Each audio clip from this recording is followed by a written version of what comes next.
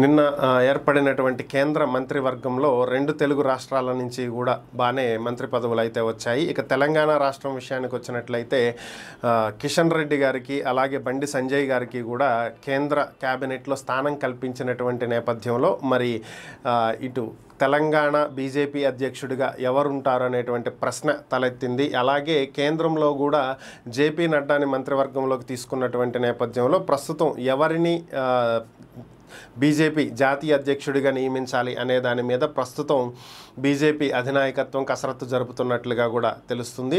మరి ఓవరాల్గా ఇక ఏపీలో ఉన్నటువంటి పరిణామాలు కనుక తెలంగాణలో ఉన్నటువంటి పరిస్థితులు కనుక గమనించినట్లయితే బీఆర్ఎస్ నుంచి బీజేపీకి వెళ్ళినటువంటి ఈటెల రాజేందర్కి అవకాశం ఇస్తారనేటువంటి వార్తలు వినిపిస్తున్నాయి. అలాగే ఇదే రేస్లో రఘునందన్ రావు గారు కూడా ఉన్నట్లుగా ఒక సమాచారం. ఓవరాల్గా ఈరోజైతే ఈటెల రాజేందర్ అమిత్ షాని కలవటం జరిగింది. ఆయన మరొకసారి కేంద్ర క్యాబినెట్లో స్థానం పొందినందుకు ఆయనకు శుభాకాంక్షలు తెలియజేయడానికి కలిశానని చెప్పి ఈటెల రాజేందర్ గారు చెప్పినప్పటికీ కూడా బీజేపీ రాష్ట్ర అధ్యక్ష పదవి గురించే కలిసినట్లుగా వార్తలు అయితే వినిపిస్తున్నాయి. ఇక బండి సంజయ్ని అలాగే కిషన్ రెడ్డి గారిని కూడా కలిసి వారికి అభినందనలు కూడా తెలియజేయడం జరిగింది ఈటెల రాజేందర్.